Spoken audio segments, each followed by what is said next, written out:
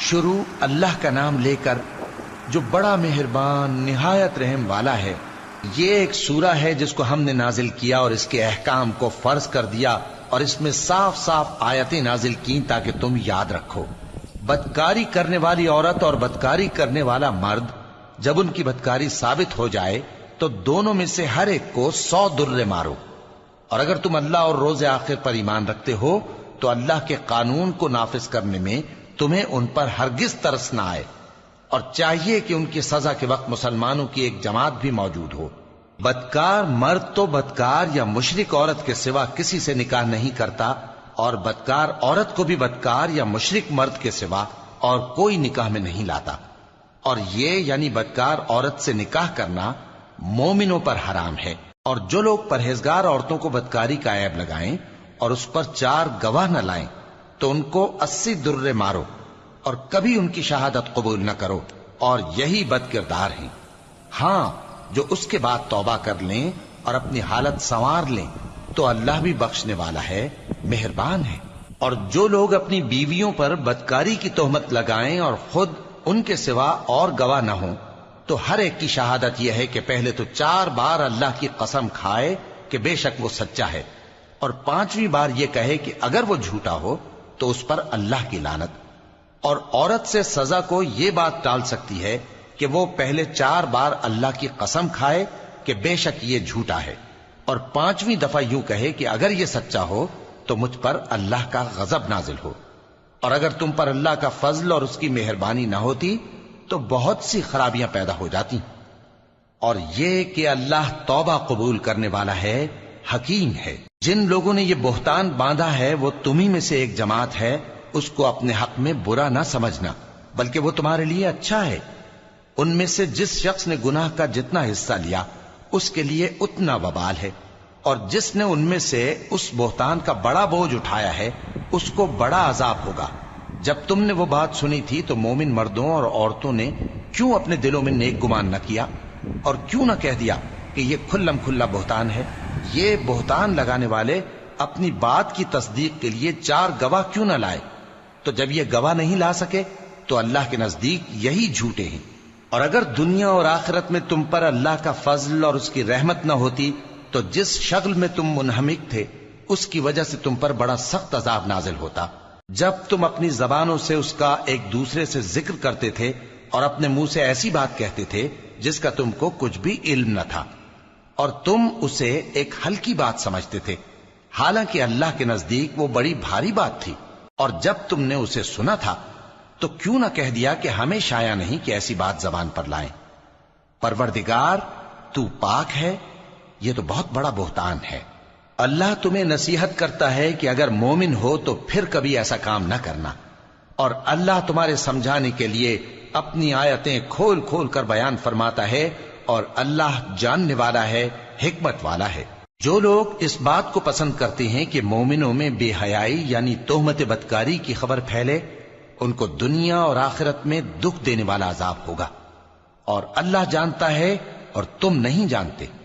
اور اگر تم پر اللہ کا فضل اور اس کی رحمت نہ ہوتی تو کیا کچھ نہ ہوتا، مگر وہ کریم ہے، اور یہ کہ اللہ نہایت مہربان ہے، رحیم ہے۔ مومنوں، شیطان کے قدموں پر نہ چلنا، اور جو شخص شیطان کے قدموں پر چلے گا تو شیطان تو بے حیائی کی باتیں اور برے کام ہی بتائے گا۔ اور اگر تم پر اللہ کا فضل اور اس کی مہربانی نہ ہوتی تو ایک شخص بھی تم میں پاک نہ ہو سکتا، مگر اللہ جس کو چاہتا ہے پاک کر دیتا ہے، اور اللہ سننے والا ہے، جاننے والا ہے۔ اور جو لوگ تم میں صاحب فضل اور صاحب مال ہیں وہ اس بات کی قسم نہ کھائیں کہ رشتہ داروں اور محتاجوں اور وطن چھوڑ جانے والوں کو کچھ نہیں دیں گے، اور ان کو چاہیے کہ معاف کر دیں اور درگزر کریں۔ کیا تم پسند نہیں کرتے کہ اللہ تم کو بخش دے؟ اور اللہ تو بخشنے والا ہے، مہربان ہے۔ جو لوگ پرہیزگار اور برے کاموں سے بے خبر اور ایماندار عورتوں پر بدکاری کی تہمت لگاتے ہیں ان پر دنیا اور آخرت دونوں میں لعنت ہے، اور ان کو سخت عذاب ہوگا، یعنی قیامت کے روز جس دن ان کی زبانیں اور ہاتھ اور پاؤں سب ان کے کاموں کی گواہی دیں گے۔ اس دن اللہ ان کو ان کے اعمال کا پورا پورا اور ٹھیک ٹھیک بدلہ دے گا، اور ان کو معلوم ہو جائے گا کہ اللہ برحق اور حق کو ظاہر کرنے والا ہے۔ ناپاک عورتیں ناپاک مردوں کے لیے ہیں اور ناپاک مرد ناپاک عورتوں کے لیے، اور پاک عورتیں پاک مردوں کے لیے ہیں اور پاک مرد پاک عورتوں کے لیے۔ یہ پاک لوگ ان جھوٹوں کی باتوں سے بری ہیں اور ان کے لیے بخشش اور نیک روزی ہے۔ مومنوں، اپنے گھروں کے سوا دوسرے لوگوں کے گھروں میں گھر والوں سے اجازت لیے اور ان کو سلام کیے بغیر داخل نہ ہوا کرو، یہ تمہارے حق میں بہتر ہے، اور ہم یہ نصیحت اس لیے کرتے ہیں کہ شاید تم یاد رکھو۔ پھر اگر تم گھر میں کسی کو موجود نہ پاؤ تو جب تک تم کو اجازت نہ دی جائے اس میں مت داخل ہو،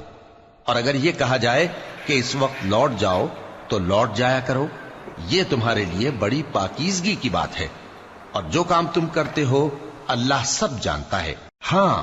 اگر تم کسی ایسے مکان میں جاؤ جس میں کوئی نہ بستا ہو اور اس میں تمہارا اسباب رکھا ہو تو تم پر کچھ گناہ نہیں، اور جو کچھ تم ظاہر کرتے ہو اور جو پوشیدہ کرتے ہو اللہ کو سب معلوم ہے۔ مومن مردوں سے کہہ دو کہ اپنی نظریں نیچی رکھا کریں اور اپنی شرمگاہوں کی حفاظت کیا کریں، یہ ان کے لیے بڑی پاکیزگی کی بات ہے، اور جو کام یہ کرتے ہیں اللہ ان سے خبردار ہے۔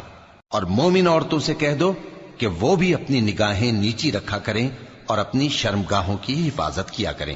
اور اپنی آرائش یعنی زیور کے مقامات کو ظاہر نہ ہونے دیا کریں مگر جو اس میں سے کھلا رہتا ہو، اور اپنے سینوں پر اوڑھنیاں اوڑھے رہا کریں، اور اپنے خاوند اور باپ اور خسر اور بیٹوں اور خاوند کے بیٹوں اور بھائیوں اور بھتیجوں اور بھانجوں اور اپنی جیسی مومن عورتوں اور لونڈی غلاموں کے سوا نیز ان خدام کے جو عورتوں کی خواہش نہ رکھیں، یا ایسے لڑکوں کے جو عورتوں کے پردے کی چیزوں سے واقف نہ ہوں۔ غرض ان لوگوں کے سوا کسی پر اپنی زینت اور سنگھار کے مقامات کو ظاہر نہ ہونے دیں، اور اپنے پاؤں ایسے طور سے زمین پر نہ مارے کہ جھنکار کانوں میں پہنچے اور ان کا پوشیدہ زیور معلوم ہو جائے۔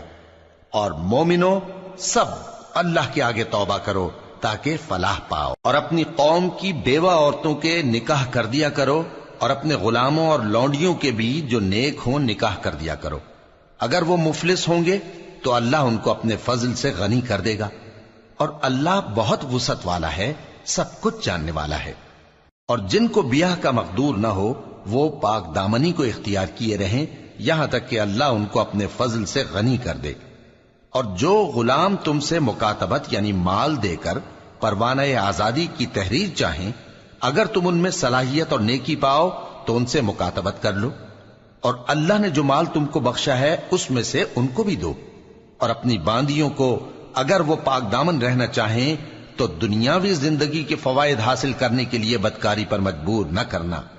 اور جو ان کو مجبور کرے گا تو ان بیچاریوں کے مجبور کیے جانے کے بعد اللہ بخشنے والا ہے، مہربان ہے۔ اور ہم نے تمہاری طرف روشن آیتیں نازل کی ہیں، اور جو لوگ تم سے پہلے گزر چکے ہیں ان کی خبریں اور پرہیزگاروں کے لیے نصیحت۔ اللہ آسمانوں اور زمین کا نور ہے،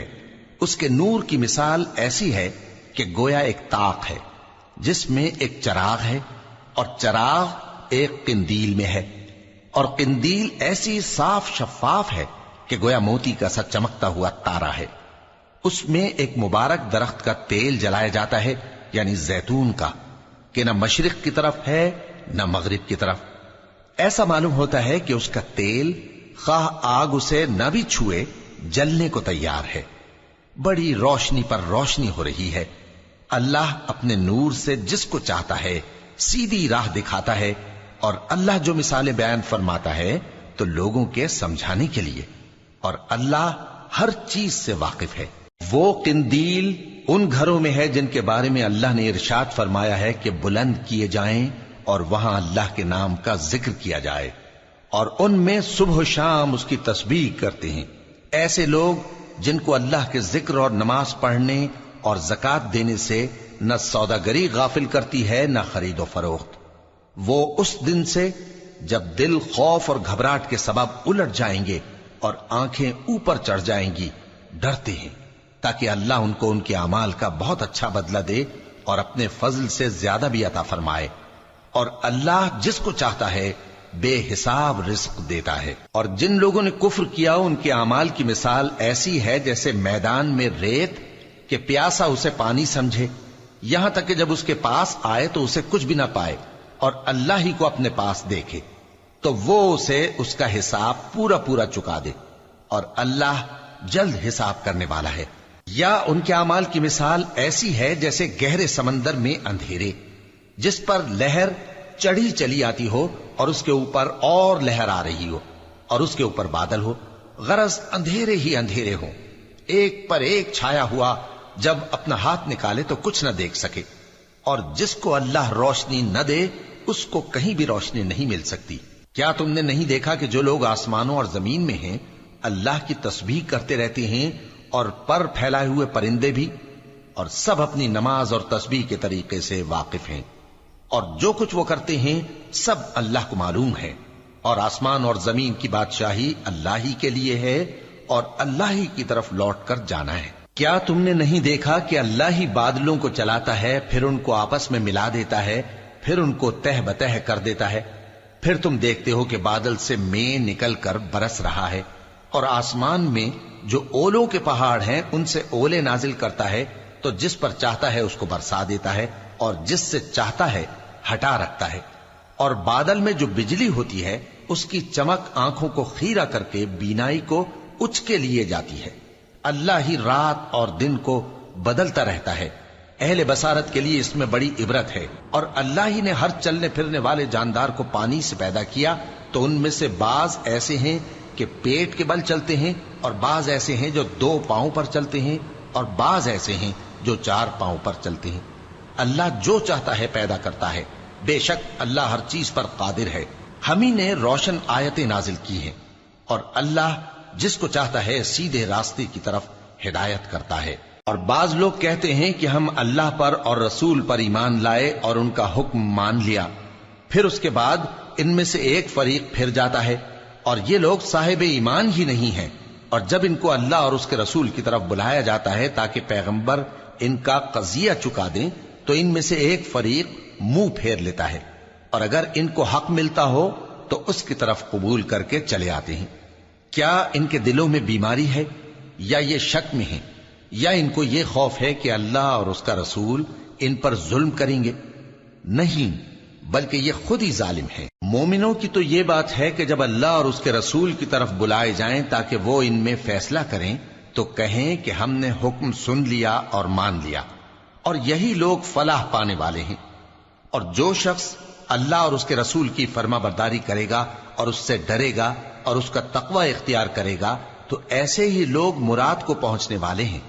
اور یہ اللہ کی سخت سخت قسمیں کھاتے ہیں کہ اگر تم ان کو حکم دو تو سب گھروں سے نکل کھڑے ہوں۔ کہہ دو کہ قسمیں مت کھاؤ، پسندیدہ فرما برداری درکار ہے، بے شک اللہ تمہارے سب اعمال سے خبردار ہے۔ کہہ دو کہ اللہ کی فرما برداری کرو اور رسول کے حکم پر چلو، اگر منہ موڑو گے تو رسول پر اس چیز کا ادا کرنا ہے جو ان کے ذمے ہے، اور تم پر اس چیز کا ادا کرنا ہے جو تمہارے ذمے ہے، اور اگر تم ان کے فرمان پر چلو گے تو سیدھا رستہ پالو گے، اور رسول کے ذمے تو صاف صاف پہنچا دینا ہے۔ جو لوگ تم میں سے ایمان لائے اور نیک کام کرتے رہے ان سے اللہ کا وعدہ ہے کہ ان کو ملک کا حاکم بنا دے گا، جیسا ان سے پہلے لوگوں کو حاکم بنایا تھا، اور ان کے دین کو جسے اس نے ان کے لیے پسند کیا ہے مستحکم و پائیدار کرے گا، اور خوف کے بعد ان کو امن بخشے گا۔ وہ میری عبادت کریں گے اور میرے ساتھ کسی چیز کو شریک نہ بنائیں گے، اور جو اس کے بعد کفر کرے تو ایسے ہی لوگ بد کردار ہیں۔ اور نماز پڑھتے رہو اور زکوٰۃ دیتے رہو اور پیغمبر کے فرمان پر چلتے رہو تاکہ تم پر رحمت کی جائے، اور ایسا خیال نہ کرنا کہ کافر لوگ ہم کو زمین میں مغلوب کر دیں گے، ان کا ٹھکانہ دوزخ ہے اور وہ بہت برا ٹھکانہ ہے۔ مومنوں، تمہارے باندی غلام اور جو بچے تم میں سے بلوغ کو نہیں پہنچے 3 دفعہ یعنی 3 اوقات میں تم سے اجازت لیا کریں، ایک تو نماز فجر سے پہلے، اور دوسرے گرمی کی دوپہر کو جب تم کپڑے اتار دیتے ہو، اور تیسرے عشاء کی نماز کے بعد۔ یہ 3 وقت تمہارے پردے کے ہیں، ان کے آگے پیچھے یعنی دوسرے وقتوں میں نہ تم پر کچھ گناہ ہے اور نہ ان پر، کہ کام کاج کے لیے ایک دوسرے کے پاس آتے رہتے ہو۔ اس طرح اللہ اپنی آیتیں کھول کھول کر بیان فرماتا ہے، اور اللہ بڑا علم والا ہے، بڑا حکمت والا ہے۔ اور جب تمہارے لڑکے بالغ ہو جائیں تو ان کو بھی اسی طرح اجازت لینی چاہیے جس طرح ان سے اگلے یعنی بڑے آدمی اجازت حاصل کرتے رہے ہیں۔ اس طرح اللہ تم سے اپنی آیتیں کھول کھول کر بیان فرماتا ہے، اور اللہ جاننے والا ہے، حکمت والا ہے۔ اور بڑی عمر کی عورتیں جن کو نکاح کی توقع نہیں رہی اور وہ زائد کپڑے اتار کر سر ننگا کر لیا کریں تو ان پر کچھ گناہ نہیں، بشرطے کہ اپنی زینت کی چیزیں نہ ظاہر کریں، اور اگر اس سے بھی بچیں تو یہ ان کے حق میں بہتر ہے، اور اللہ سنتا ہے، جانتا ہے۔ نہ تو اندھے پر کچھ گناہ ہے، اور نہ لنگڑے پر، اور نہ بیمار پر، اور نہ خود تم پر کہ اپنے گھروں سے کھانا کھاؤ، یا اپنے باپ دادا کے گھروں سے، یا اپنی ماؤں کے گھروں سے، یا بھائیوں کے گھروں سے، یا اپنی بہنوں کے گھروں سے، یا اپنے چچاؤں کے گھروں سے، یا اپنی پھوپھیوں کے گھروں سے، یا اپنے ماموؤں کے گھروں سے، یا اپنی خالاؤں کے گھروں سے، یا اس گھر سے جس کی کنجیاں تمہارے ہاتھ میں ہوں، یا اپنے دوستوں کے گھروں سے۔ اور اس کا بھی تم پر کچھ گناہ نہیں کہ سب مل کر کھانا کھاؤ یا جدا جدا۔ پھر جب گھروں میں جایا کرو تو اپنے گھر والوں کو سلام کیا کرو، یہ اللہ کی طرف سے مبارک اور پاکیزہ تحفہ ہے۔ اس طرح اللہ اپنی آیتیں کھول کھول کر بیان فرماتا ہے تاکہ تم سمجھو۔ مومن تو وہ ہیں جو اللہ پر اور اس کے رسول پر ایمان لائے، اور جب کبھی ایسے کام کے لیے جو جمع ہو کر کرنے کا ہو پیغمبر کے پاس جمع ہوں تو ان سے اجازت لیے بغیر چلے نہیں جاتے۔ اے پیغمبر، جو لوگ تم سے اجازت حاصل کرتے ہیں وہی اللہ پر اور اس کے رسول پر ایمان رکھتے ہیں، سو جب یہ لوگ تم سے کسی کام کے لیے اجازت مانگا کریں تو ان میں سے جسے چاہا کرو اجازت دے دیا کرو، اور ان کے لیے اللہ سے بخشش مانگا کرو، کچھ شک نہیں کہ اللہ بخشنے والا ہے، مہربان ہے۔ مومنو، پیغمبر کے پکارنے کو ایسا خیال نہ کرنا جیسا تم آپس میں ایک دوسرے کو پکارتے ہو،